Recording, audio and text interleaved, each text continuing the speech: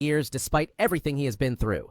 During the events of Endgame, Bruce, in his smart Hulk form, severely damaged his arm after using the Infinity Gauntlet to bring back everyone who had been erased by the snap.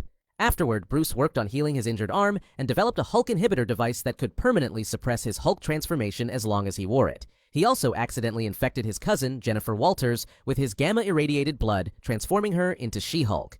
Bruce helped Jennifer learn to control her new powers, and later, by studying her unique blood, he was finally able to fully heal his own damaged arm. Bruce then traveled to Sakaar, where he reunited with his biological son, Skaar, whom he brought back to Earth and began building a relationship with. Shortly afterward, he began working as a professor of genetic modification and biology at Empire State University, where Peter Parker sought his help regarding his mutating DNA. Later, Jean Grey tracked Bruce down and used her telepathic abilities to transform him back into the Savage Hulk, leading to a battle against both the Punisher and Peter Parker at a Department of Damage Control facility. After being defeated by Peter, Bruce was taken into custody and confined to a secure psychiatric facility. As for what comes next for Bruce Banner, it is still quite a mystery. We know that he won't be in Doomsday, but thanks to leaked concept art surrounding the following movie, Secret Wars, we may see Bruce return in an adaptation of what's known as Greenland, a gamma-irradiated zone on Dr. Doom's battleworld with various versions of the Hulk. In the concept art, we see Bruce standing next to She-Hulk and Skaar right in the middle of a large populated area with various Hulk variants behind them, suggesting that his role might play out, but I guess we'll just have to wait for Secret Wars. Thor. Along with Wanda Maximoff, Thor has had one of the darkest and most tragic journeys of any hero in the MCU. Over the years, he has lost his brother, his best friend, both of his parents, and even the entire realm of Asgard. On top of all of that, his relationship with Jane Foster also fell apart, and years later, he would discover that she had been diagnosed with cancer, adding yet another devastating loss to his life. In Love and Thunder, Thor faces Gorr the God Butcher, a being who travels the universe slaughtering gods with the power of the Necrosword. After Gorr attacks New Asgard with his army of necromonsters, Thor is reunited with Jane Foster, who has become the mighty Thor after Mjolnir mysteriously reforms itself and chooses her as its wielder. Together, they battle Gorr in an attempt to stop him from reaching eternity, a cosmic entity capable of granting a single wish to anyone who reaches it.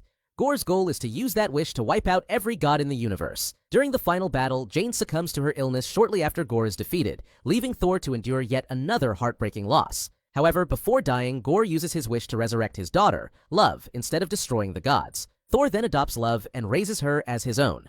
Because she was brought back to life by eternity itself, Love appears to possess extraordinary cosmic abilities, and by the end of the film, she is shown wielding Stormbreaker alongside her adoptive father. As for Thor's future, we know that he will play a major role in Doomsday, where we see him alongside the other heroes as well as going toe-to-toe with Doom himself, and we will most likely see him being the most powerful he has ever been in the MCU in this movie, as Doom is by far the biggest threat he has ever faced. Clint Barton. Clint Barton was placed under house arrest when Thanos erased half of all life in the universe, including Clint's entire family. The loss completely changed him, sending him down a dark path where he abandoned the Avengers and spent 5 years traveling the world under a new identity known as Ronin, hunting down criminal organizations and eliminating anyone he believed deserved it.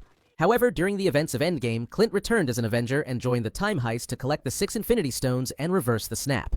After the blip was undone, Clint was reunited with his family, and following Thanos' defeat, he attempted to leave the superhero life behind and live peacefully with them. But in 2024, Clint discovered that someone had taken his former Ronin suit, a symbol of the violent years he wanted to forget. He tracked down the person wearing it and discovered it was Kate Bishop, a young woman who had looked up to Hawkeye since childhood and had temporarily used the suit while fighting against the Tracksuit Mafia. Wanting to protect Kate from the criminal organization and its leader Echo, Clint once again picked up the mantle of Hawkeye and fought alongside her to take them down. After their battle, Clint officially passed the Hawkeye legacy on to Kate Bishop, who has now become the MCU's new main Archer hero. However, Clint's story is not completely finished,